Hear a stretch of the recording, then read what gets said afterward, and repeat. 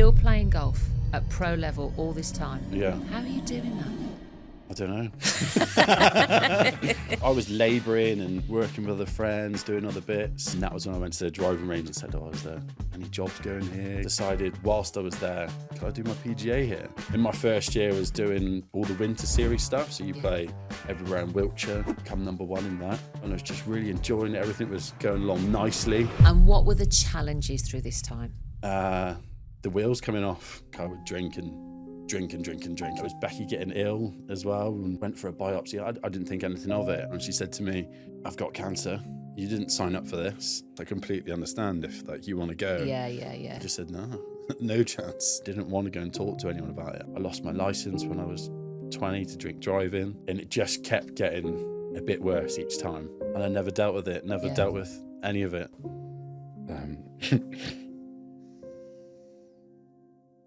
Yeah, it was difficult.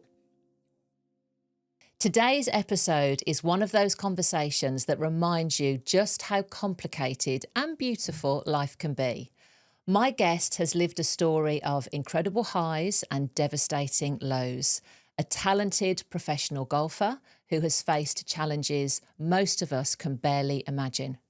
He's been with his wife since he was just 17. Together they've built a family of 4 boys and faced everything from life-threatening illnesses to personal battles that nearly cost him everything. After years of struggling with alcohol, pressure and forgiveness, he found his way back. He's now 3 years sober, rebuilding his life, his career and his sense of purpose. This is a story about love, about loss, about resilience and ultimately about redemption. So settle in, take a breath and join me for this powerful conversation with a man who's learned the hard way that sometimes you have to fall apart before you can truly rebuild. Hey Ross, so thank you for joining me on today's podcast. Are you excited? I'm excited and nervous. Okay, very nervous. That's fine. That's normal.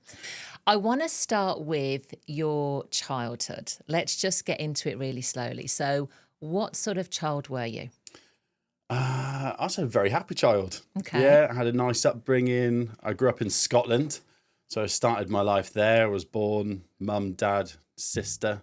Moved down south when I was 9. So for dad's career, we all got up and moved down. I was quite excited about the adventure. Yeah. My sister was a little bit more, don't want to leave my friends, don't want to come down. But yeah, then I can remember coming here, went to Chippenham St Paul's Primary School. Yeah. Yeah, and that's how it all started off, coming down here. Was it a massive culture shock coming from Scotland to Chippenham? Speaking different was difficult. So in school, when I had a broad Scottish accent, Yeah, can you imagine? I had lots of Mickey taking and you want to fit in, you want to get along with everyone. So I had my clique of friends, but it would always, so sometimes you get someone, he's from Scotland. And did you leave a lot of family in Scotland? Was it just your mum and dad that came down? Yeah, all of family. Oh, wow. All family in Scotland. Oh, wow, look at that. So when did you first pick up a golf club? I first picked up a golf club when I was 10. Okay. Hit a few shots with my dad, going to the driving range. Wasn't really anything there that was an instant click. Okay. I was more into football and everything else. Then I got to about 13. Yeah. I was in secondary school and there was all the other lads who were all playing. So that's when it got the competitiveness come out. They were playing golf? Playing golf, yeah. Oh, wow. Yeah. That surprises me because having 4 boys, my boys never played golf. It was all football, rugby, athletics and stuff. So the fact that 13-year-olds are playing golf. Yeah. And did you know at that age that you were going to be a standout golfer? Or was it a natural talent or did you have to work at it? I was quite natural. Excellent. Yeah. So I didn't really have to work at it much, but it was more the competitive within the lads. So it wasn't something that I thought at the time, I want to really pursue a career in this. Yeah. It was, I just want to win. Just want to beat them. I want to be, So at what stage did you think, actually, I think I could do this all the time? How old were you? It's probably about 15, 16. Wow. What happened? I then got down to about a 3 handicap. Yeah. And I started playing for the county.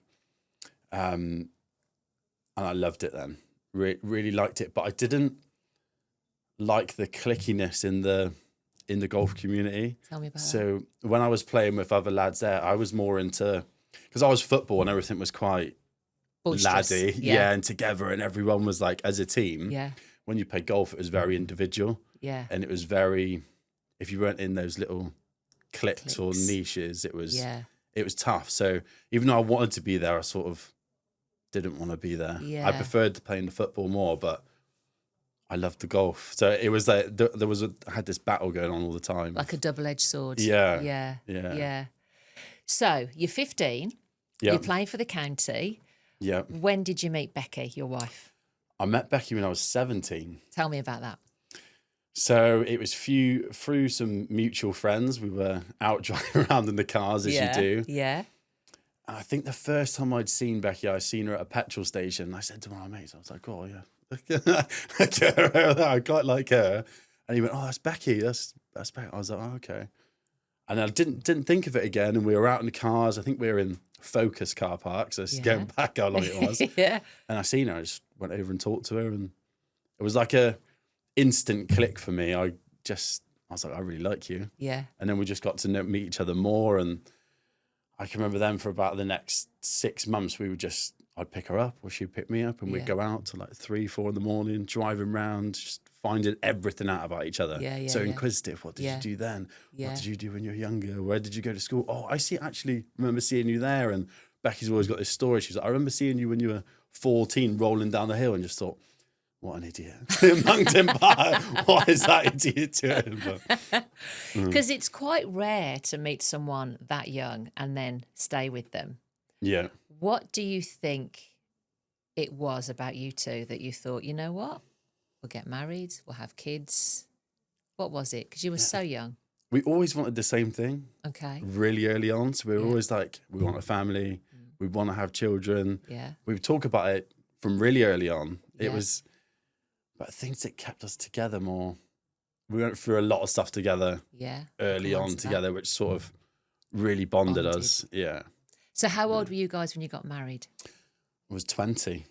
And Becky was 22. Becky was 20. And Yeah. me as well. My goodness me. And then how old were you when you had your first child? 19. 19. My 19, goodness me. yeah. That you see, now in this era, that's actually not that young back in the day. Yeah. But in this era, that's just, there'll be people watching this going, what, 19? You're a child yourself. Yeah, but it was kind of accepted. Maybe not in your generation, but definitely in my generation, that was accepted. Yeah. I want to come on to, I suppose, what you may describe, what I certainly think is one of the most difficult times that you and Becky went through. You know what I'm going to ask you? Yeah. Tell me about that. Difficult times that we went through. When Becky found out about Yeah. her illness. When Becky found out that she had cancer, that was difficult. How old were you guys then? Were you married then? 19. No, we'd been together 6 months. Talk me through that. So we'd been together 6 months. I didn't think anything was going on like that. We didn't know. I know that Becky was going for a biopsy for her neck because she had started to like struggle to hear other girls in the salon when they were speaking, and there was other noise going on, and she had these like marbles shaped things in her neck. Went for a biopsy. I didn't think anything of it, and I could just remember her coming around my house, sat out in the car, and she said to me, I've got cancer. She was like, you didn't sign up for this. You can go now. God, I didn't think I was going to get it. Oh, where's them? Pass me them box of tissues there, please, Billy. Thank you. Yeah, she just said, you didn't sign up for this. You don't have to like be there, come along for this. I completely understand if like you want to go. Yeah. And That's a lot. yeah. I just said, no, no chance. Absolutely no chance. So what happened? You're right at the beginning of this incredible journey. Yeah, right at the beginning. So she started chemotherapy quite quickly. It was every 2 weeks that she would go and have the chemo. Every time she had the chemo for like 2-3 days after, it was bad because it was like the sickness and everything else, and started to lose her hair after a little while.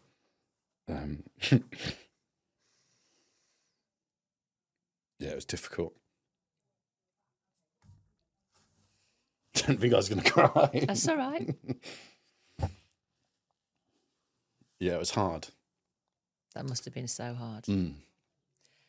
How long was Becky having treatment for? How long did that period go on for? Bex was having treatment. It was planned in for a year, but you have like scans as you go along. She did 6 months, had a scan, and they thought that it was all completely clear, but they could find just a little P-shaped part next to her heart. They weren't sure if it was gristle or still chemo. So she had to carry on, have another 6 months just to make sure, and then that was it. It was just the year that it went on for. And then at the end of that year, was she given the all clear, or was she? And end of that year, yeah, she was given the all clear, but she actually had to go for some scans, and that was around the time that they were like, "Oh, we need to check if you're pregnant and all these sort of things." And it was 3 months after her year's treatment. She had the scans, didn't think much of it, and everything was going okay. And then we found out she was pregnant a week after she'd had that scan. So there was another worry that Noah might not have been okay. And even the doctor was saying, look, if the right thing to do is maybe that you don't have this baby, because, you know, it could be deformed, could be things wrong with it. Oh, so sorry, I thought all the chemo had finished and then you found out, but it hadn't finished. It was from the scan, because she had the scan. Oh, I see. And the scan's really dangerous to have once you're pregnant. That's why they have to check that you're pregnant. Oh my goodness. And we didn't even think that there was a possibility that we won't be able to have children, because they had said from the start, you know, because of the chemo. Because of the chemo. And at the start, I'm pretty sure they couldn't take her eggs either and freeze them, because they normally do that, but they were like, because the cancer's so advanced, we need to get you straight in and just get going with the treatment. Yeah. So then you guys have another huge decision to make about the baby. Yeah. Talk me through that. Bex comes, well, we just had that conversation. Bex said to me, look, what if he comes out with one arm or anything like that? I said, well, we'd be the best at throwing his other arm. I was like, it's not happening. This is like a miracle in my eyes. If one minute we're thinking that we couldn't have children and now she's pregnant, I was like, no, let's do it. Was there ever any worry that Becky being so soon after treatment and then being pregnant would be hard for her body? Was that an additional worry, or because I don't think she was so. young? No. Okay. Yeah, I don't think that was any more of the worry. It was more because she'd had that scan and it's like radiation that they just pump all into your body or whatever it was. There was levels to it, but they just weren't happy about it at the time. But Noah's born. Yeah, He's absolutely fine. He's got 10 fingers, 10 toes. He's all healthy. During that time, are you still playing golf? What are you doing? How's that all working out? Yeah, so I was still playing golf previously, and then it started to wane off a little bit when I'd met Beck, because we were together all the time. Yeah. But then once the chemo and the cancer stuff, I completely stopped. Oh, did you? Completely stopped playing golf. Oh, I didn't know that. Yeah. All sports. Didn't do Really? anything. We just spent all of our time together. Yeah. It was just like... Yeah. So when did you then make the decision, okay, I can go back? Everything's okay. Because now you're about to be a father. I was labouring and working with other friends, doing other bits. And I just wasn't happy. I wasn't happy, like, doing what I was doing. Yeah. And Bex could feel that. And she just sat me down one day and she was just like, look, what do you actually want to do? What do you want to do with your life? What you know, gets you going and gets you excited? And I was like, I just really want to go back and play golf. That's all I wanted to do. I just wanted to play golf again, or just be around the sport, because I loved it. So I made that decision. There was a local driving range up the road. I went up and I said, look, is there any work going? Could I come in and work here? Yeah. And then, so that's what started the golf going again. So when Becky was ill, you played zero golf? Zero. You weren't even going out on a Sunday? No. Wow. So how many years did you have off? That's got to be 3 years. Wow. Didn't play at all. So you're back at the driving range? Driving range, yeah. Yeah. And talk me through now what happens. Because I don't understand how you go from just picking up the golf club to now being a pro golfer. Yeah, so it was 20 when I started playing again. And I was just going back up the golf club, playing with a few older guys that I used to know. One of my other good friends, Liam, and we'd go out and play together. Had to get handicap again, so I had to hand in 4 cards. And so you were a 3. Where are you now when you go back? Yeah, I went back at a 4. Okay, that wasn't too bad. Yeah, because Still pretty decent. there was like I can't remember the scores that I shot. It must have been, I don't know, like 1 under par. It was still there. I hadn't really gone as much. Yeah. And I was just loving it. Loving going out and playing. We'd go play with all the old guys up there, play for some money, do bits and bobs. And yeah, and then I was like, right, I really, really like this again. I need to find something to do more in the sport. Yeah. And that was when I went to the driving range at 21 and said, is there any jobs going here? Could I come work up at the driving range, just work in the shop? Yeah. Got that job. Then decided whilst I was there, could I do my PGA here? And what's PGA? So your PGA is your Professional Golfers Association. It's where you can do a degree to teach golf, learn about the business, learn about everything about the game, just the next level, really. And you have to do that if you're going to be pro? You don't have to do that. But you wanted to do that. Okay. Yeah. So to be professional, I think it's just 4 or below or 5 or below. You can then declare yourself as a professional, play in competitions. Yeah. But I wanted to go down the route of to have something that I've got as a backup, because I know inside I want to play. I've got this burning feeling I want to play, but I've got Bex at home, got the family at home. I've got to find something that's I can earn more money along the way. Yeah. And then, was Noah born at this stage or no? Yeah, Noah was born. Okay, yeah. And how old are you now? And Eli. And Eli. Yeah. Okay. He was 21 when I had Eli. I had Eli. Becky had Eli. So you're working, doing the PGA? Doing my PGA. So that takes 3 years. Oh, wow. So the plan was whilst I was doing and doing all the coursework and bits and bobs that you've got to do to get your qualification, I was going to play alongside and work in the shop. Yeah. So I just played in all the local PGA stuff. So in my first year I was doing all the winter series stuff. So you play everywhere in Wiltshire locally. Okay. Come number 1 in that. And then thought, God, this is great. Like really enjoying this. Then I'd play in all the other PGA stuff, which will go a little bit further afield. And you had the Assistants Championship, so I qualified for that in one of the years as well. And I was just really enjoying it. Everything was going along nicely at the start when I was playing. And then it was like the more I found out about the game, I started to change more about my game. So instead of playing more naturally, I'd be like, oh, well, actually, this should look like that. This should be like this, because I was learning, actually, technically, that's the right way, but I didn't do it that way. So maybe if I changed that, it would make this better, but it got harder. The more you changed, the harder it got. Okay. So it was away from your natural style. And that awkwardness that you had at 15, it's not football, it's golf. Yeah. Is that still there? Yeah. Being around the cliques in the golf club and stuff? So how are you dealing with that? You just play a little bit older, so it's not as much there. You're not bothered as much, but it's still there. Yeah. It's still like, but you've got friends within the golf community. So I had other pros that were friends and they were doing the same things or playing, but still ultimately you want to win. So it's just about. So what does a typical week look like? Because you're working, you're studying, you're playing, you're a dad, you're a husband. Walk me through at that time what an average Monday to Friday looked like. You must have been super busy. Yeah. So it'd be gym in the morning, out on the golf course. Yeah. Then I'd be at work for 12 o'clock. Then I'd work through till 9 o'clock. And then I'd come home. So I wasn't doing as much of the home stuff, but I was doing more of the work, out playing golf. When you were doing a competition, if it was further away, I'd be away for a couple of days. And as it progressed, I'd be away for 3-4 days at a time. Yeah.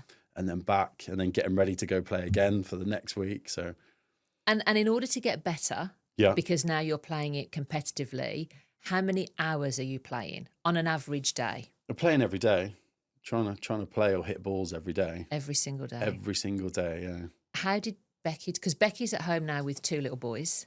Yeah. How did she deal with that? Like, obviously, she supported you through it. She's absolutely good as gold. She was like, right, no, that's what you focus. That's what you've got to do. You've just got to put everything into it. She's amazing, really. Yeah. Amazing woman. Yeah. So she's like, you're happy now. Oh, she's like, look, this is what you've got your heart on. Like, I know you want to win. You've got to put everything into it. You've got to go. You've got to push.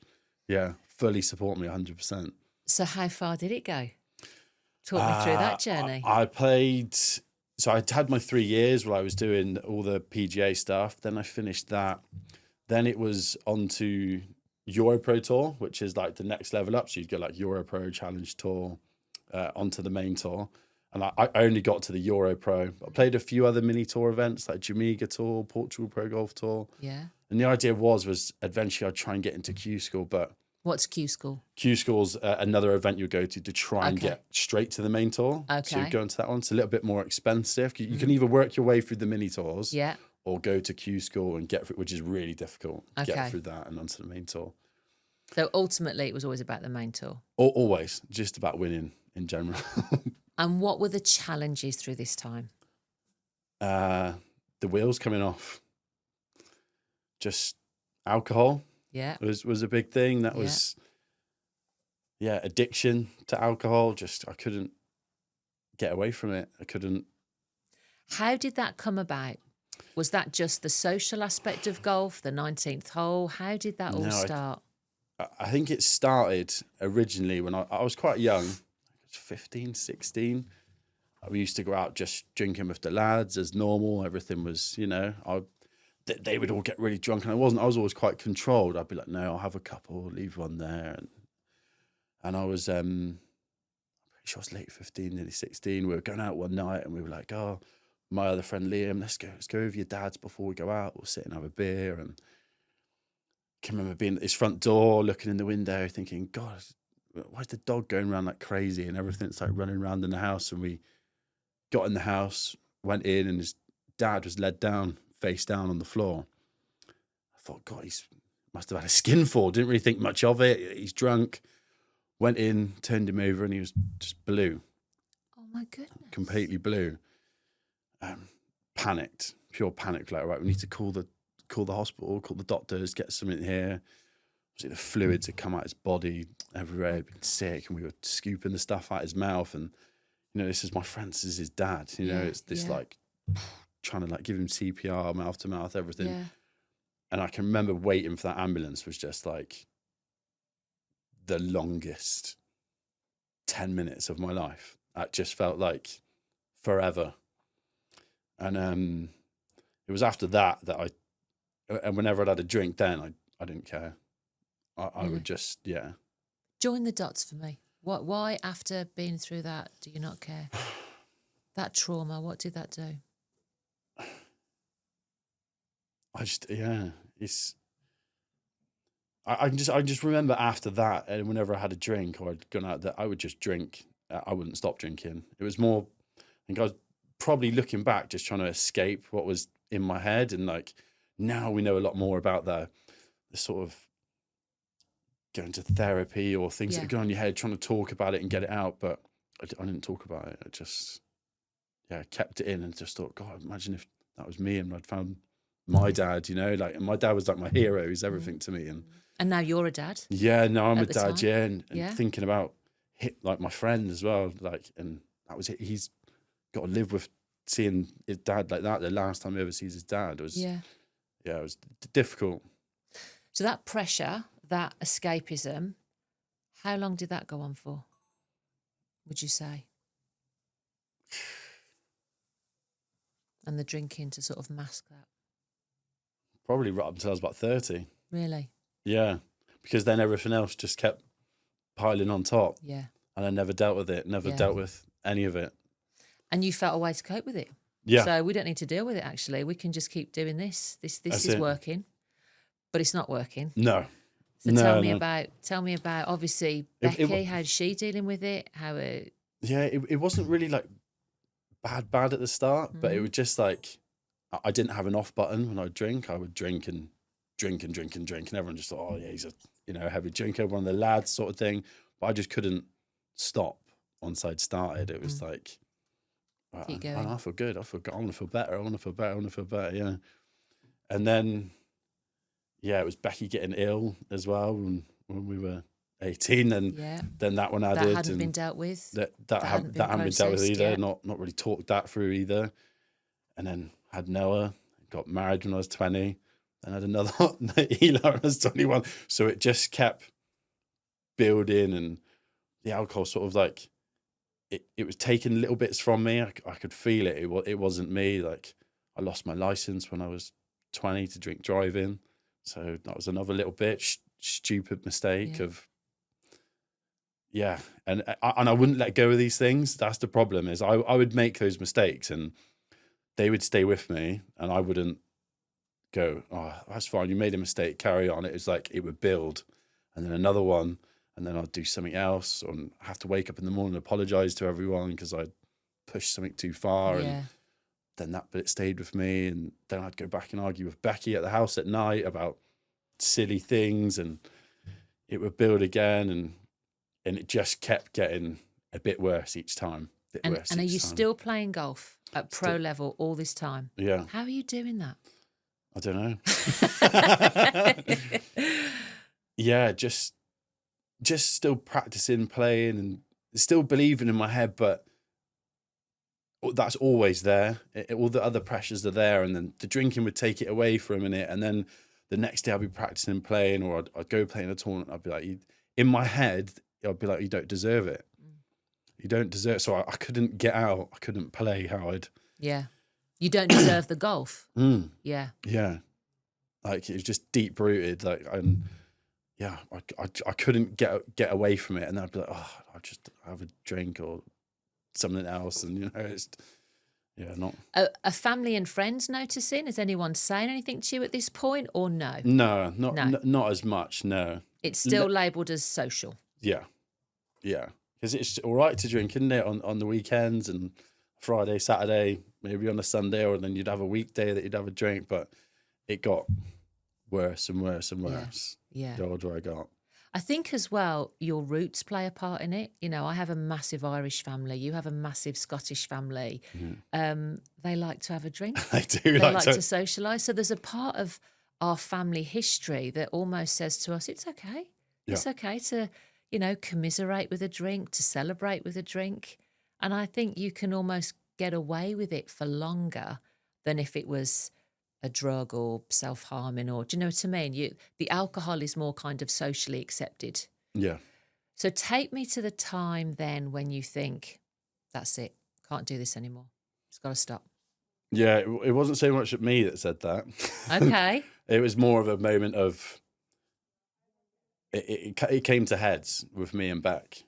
And she just said that you need to stop. This really needs to stop. And we had a massive, massive argument one night, and she kicked me out of the house and said, well, we're not doing this. I can't keep doing this. I just wouldn't, when I'd had a battle in the addiction, I wouldn't let things go, and I'd argue back, and I'd be like, no, this isn't right. That's not right. And it was me thinking more about for myself rather than actually what was going on. And yeah, she just had enough.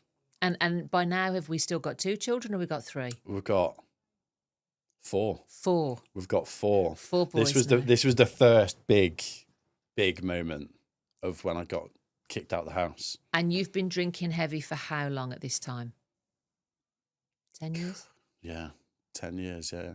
And what does that look like? Every day, or just big sessions? No, it's the big sessions. Yeah, big sessions. Because it wasn't so much like, I'd wake up and think, oh, I'd have a drink. It'd be in my head. I'd think, oh, yeah, it'd be there. But yeah, it was on the weekends. It was bad, but at home. So everybody had to deal with it. Yeah. Yeah. So she kicks you out. Kicks me out. What happens then? I went and lived in a mum and dad's sort of like outhouse bit. I think I was there for 3 weeks, 4 weeks. And the condition was that I would go and get therapy, or I'd go and get help. Stop drinking, yeah. But me being me, I'm good at talking. So I talked to Becky, no, I'll be fine, everything will be okay. I don't need to do that. Talking my way out of it the whole time. She says that I am the best salesman of myself to her, because I would just talk. I didn't want to go. I didn't want to go and talk to anyone about it. I just thought, no, I can do this. I can stop. I'm strong enough. Did you want to stop? I wanted to. Okay. Yeah, I wanted to stop everything. Yeah. Yeah. I did for a long time. So well, a long time then, which might have been like 6 months Without the counselling? without the counselling. Just cold turkey? Cold just doing turkey, it? yeah. Just I wanted to, really wanted to stop, and it got to a point. I think we were at a wedding or something, and they were coming around with these little limoncello shots, and this was the first time back. And How long you been sober at this 6 point? months. Okay. 6 months, and Yeah. just like out of habit, picked it up, drank it Without even thinking? without even Because thinking. you're at a wedding. Yeah. And just went, Easy done. oh no, I've had one. I've had a drink in my head, and then I wasn't really thinking I wanted another one. So I was like, I've cracked it. In my head, I was like, I've cracked it. I can have one and not have another one. So went over that day. It was fine. Everything was all good.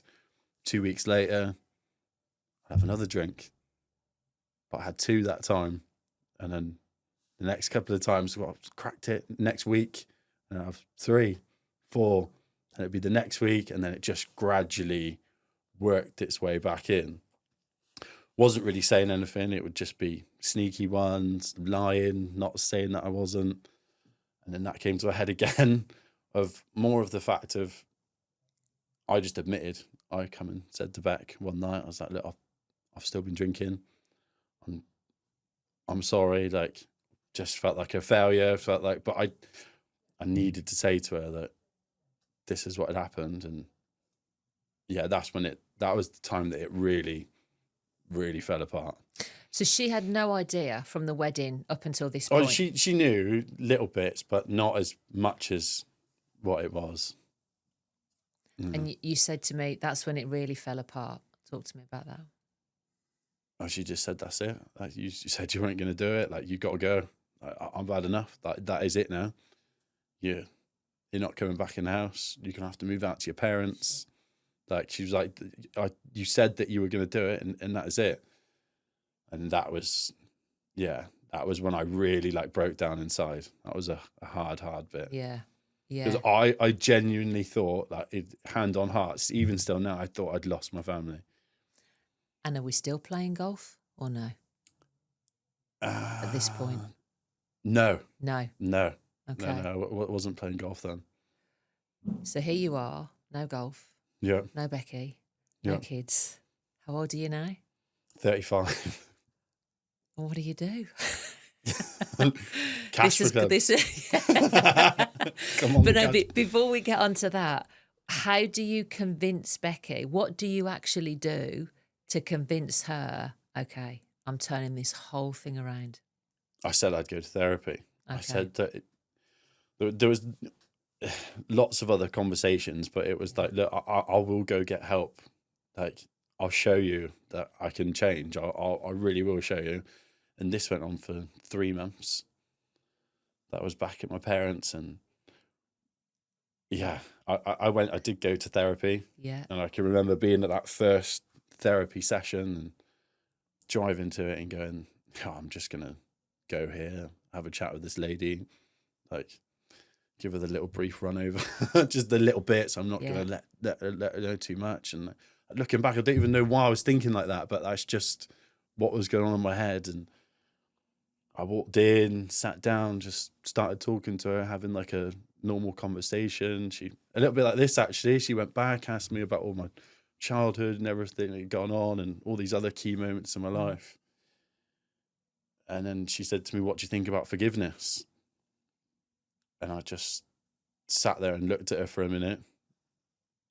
And then I just completely broke down, a little bit like I did earlier with the tears. It just all came out. I said, I'll never forgive myself. No matter what you say, I'm never going to forgive myself, because look what I've done. Like, my wife doesn't want to be with me. Like, I nearly lost to my family. I can't make myself better. I'm just a failure. I can't do my golf. I can't, everything I do. Yeah. Wow. Still hurts now. Yeah. Like, yeah. Does it really? Oh, it really hurts. Yeah. What hurts more? The fact that I did that. The fact that I was that person, and I really don't feel like that person. It's almost like I'm making it up, or I'm lying, so I don't. Yeah. But I know I did. I know I made all those mistakes. And is it fair to say that because you are so competitive, that's probably why you don't let yourself off the hook? I think so. Yeah. Yeah. Does it get easier? as more time goes by? It does. It does get easier. You still get moments. I mean, like, I was only in Germany last week, and someone came up with little rum shots at the end, like a nice thing. It's all made, and they put them on the table, and like, in my brain, it's going, "Oh, you got to be, this is polite. You should drink that." But I said, no, I don't know that. So you still have little moments, but I can say no. I can, because I know what it costs. Yeah. Yeah. And I want my family, I want everything else more than drinking or anything like that. So sober 3 years. Sober 3 years. You finished the counselling. Becky takes you back. Yeah. So now we're on the up again. Talk to me about Cash for Clubs. What is Cash for Clubs for those that are watching and don't know? So Cash for Clubs, we buy, sell and part exchange golf clubs. Yeah. Mainly secondhand. Yeah. So you can come in, and if you're fresh to the game and just starting, we'll piece together some clubs for you. Yeah. And get you on that journey along the way. Make it more affordable for people. How did all that start? So it actually started with my other business partner, Neil, came to me with another business idea. Yeah. Which was redesigning golf clubs or stamping your initials and doing things like that. And he'd seen this other company, and he said, "Ross, do you think we could do something like this? Or this business was actually up for sale?" And I was like, yeah, we could do something like that. That would be quite cool. So we kept having conversations back and forth about how we could do it. And it was this specific machine we wanted to buy at the time. And we were like, okay, how could we raise some funds to get this machine? Yeah. And I was like, it was COVID at the moment, or just coming into COVID. I was like, I'll buy and sell golf clubs at the same time and just see where it goes. And then that first week, bought all these clubs, sold them all. And I was like, that was easy. Because I had such knowledge of the game, and I'm passionate and I want to help. So people would just ring me and I'd give them advice. I'm like, no, stick with what you've got. Just change the settings on it like this, or do this. Yeah. Wasn't even trying to sell it to them. They would go and tell a few other people, go and ask Ross. He'll give you a bit of hand with that. And it just sort of naturally progressed from there. It wasn't like this business idea we had originally. It just organically organically went along the way. Yeah. And how long have you been doing that now? I've been doing Cash for Clubs for 4 years. And how big has the business got? It's quite big. Yeah. Yeah, it's a national business. Yeah. So our social media's really helped us. That's what's grown the business into what it is today. But yes, good. And how many employees have we got? We've got 7 employees. Wow.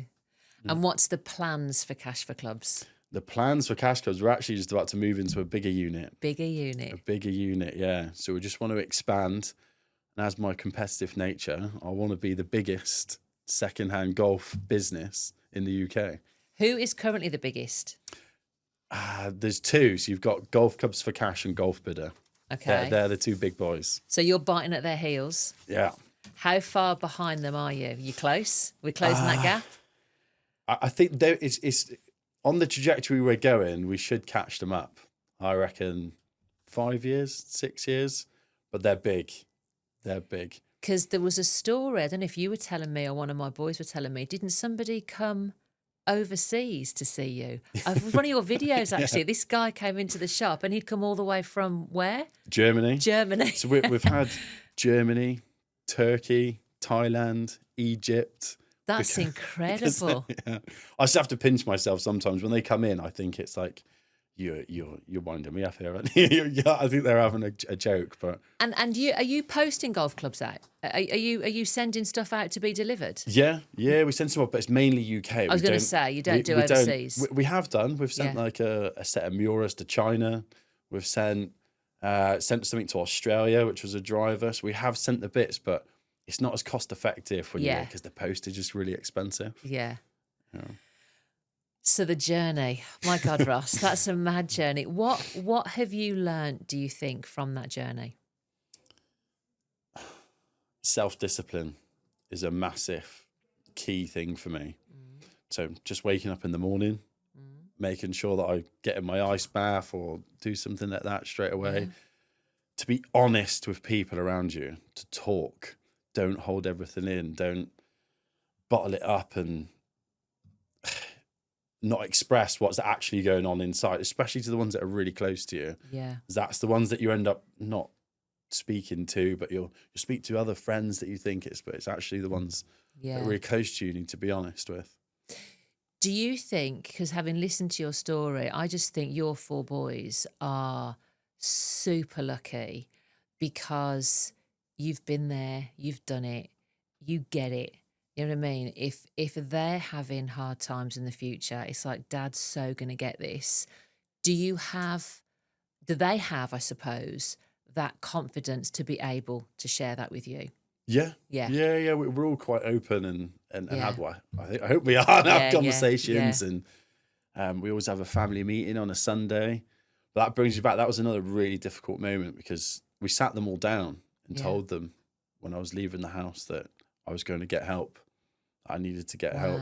So it was it's a strange feeling being vulnerable or feeling like you're failing and actually telling your children. And that was really, really difficult. That must have been so really hard. difficult, especially when they look up to you and they think, oh, this is, this is Dad. And God, that's nearly got me going again, that one. Sorry, Tracy. That's all right. But yeah, that was, I can just remember them speaking and going, oh, are you and Mum splitting up? Are you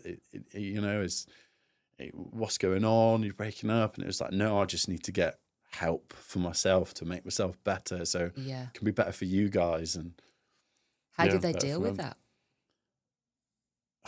Okay, I think at the time it's always hard to know, isn't it? You don't really know like what's going on or what that's done for them and inside them and in their heads. How old are they all now when we're having this conversation? So, Noah's just coming up 16, Eli's 13, Rocco's 10, and Stoic's 6.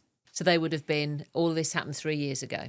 Yeah. So 13, the eldest, and 3, the youngest. Yeah. Wow, that's a lot. That's a lot. And the fact that you went for 3 months then. Yeah. Did you visit? I was back every day. Yeah. Every day. So like my mum and dad lived half an hour away. So I'd get up at 4, drive home, get the dogs, go walk the dogs for an hour, then come back, then help to school, then do all that. And then every evening me and Becky would sit and talk. So we would try and talk everything through and go through what about this? What happened then? What happened then? And, just try and communicate, keep the communication going. So I wanted to keep talking. So I was so nervous that, you'd lost it all. Becky was just numb. It was hard. I hadn't had that feeling, but she was just like, I could feel it. I was like, this is over. That's just how I felt at the time. Yeah. But, we'd be talking to like 11, 12 o'clock at night, and then I'd drive back to my mum's, sleep for 3 hours, up at 4, back again, just constantly on that grind. Looking back now, feeling back, it just felt like I was, from that moment, building myself every day, like one brick at a time. Right, you've got to do this, all the little things, get in the ice bath, walk the dogs for an hour, do the things with the kids, be the family man more, and just keep the wheels moving. And is it still like that? Is it still one day at a time? Just focus on today? Or do we have a bigger picture now? Yeah, bigger picture. Yeah. It's not as much one day at a time. It's more everything's business. Well, me and Bex work closely together, so we're with each other every day, and everything's about the kids. So we just want to be successful for the kids. That competition's still there because it's good with the social media because you can see what everybody else is doing, see what you're doing. So that keeps like a little fire going inside. Oh, we've got to be more than them. Got to be bigger than them. Yeah. And with business. So, but we do it together. Yeah. Yeah. And the pressure, which you didn't have a coping mechanism before, how do you deal with that now? There is no pressure. I don't feel like there's pressure. Really? Yeah. We've just got each other, and everything happens for a reason. I've gone like a little more faithful and spiritual as the years have got older, and we just take day by day. We've got a plan. Everything's got a plan that we're doing in the clubs, but we don't really get stressed. Like a lot of friends that we know, other people, they get stressed with things that we're like, that's just not stressful. I don't know, but it is to them, but it's not. I don't know, when you've gone through a few things like that together, we don't really get as stressed.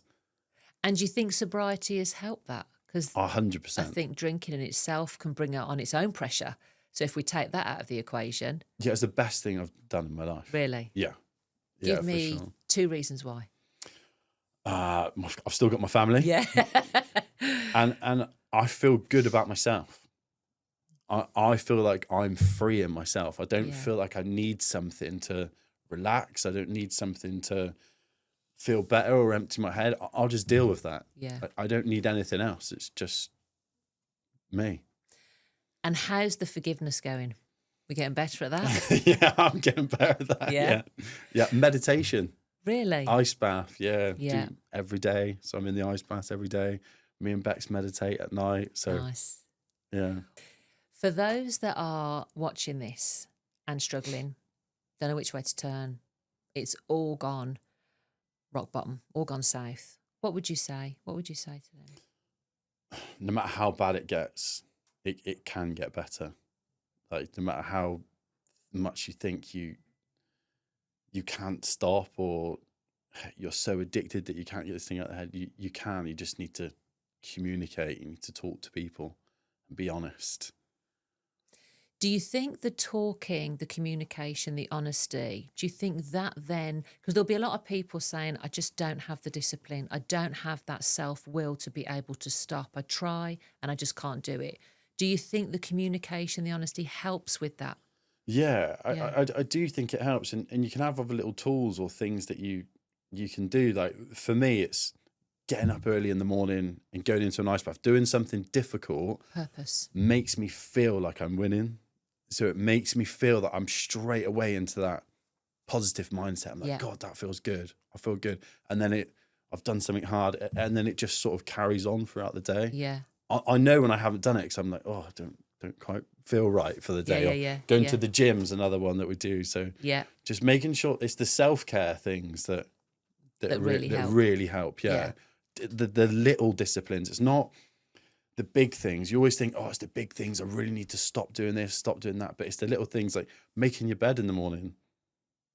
It's those tiny little bits that make the bigger picture that much better. Yeah. Do you think you'll go back to golf? Potentially. Yeah. Yeah, I think I will when I've got more time. Yeah. The main focus now is the business, family, making sure everyone's settled, because it does take a lot of time, and it's not something that I'd want to take lighthearted. If I wanted to do it, I'd want to do it properly. And you're back in that whole environment again. Yeah. But I'd be different. Yeah. It'd be nice. I wouldn't feel as much of the pressures because I've got everything else is there. It'd be back like when I first started playing. It'd be playing for fun and just wanting to win. Yeah. And when you were 15. Yeah. Not having those family pressures or thinking everything else. It would just be me on that golf course, or maybe Becky caddying for me. That'd be quite cool. Final question from me. What does happiness look like now for Ross? Yeah. Like this. Perfect answer. Yeah, honestly, I'm like, happiness is just the little things. It's going home and the kids just being like, oh, hi, Dad, or not having anything else in my head that I feel like I'm doing wrong or hiding or inside. It's the little bits of lying, the little bits of deceit that just eat away at you. It's getting rid of that, and then you just, Oh, thanks, Ross.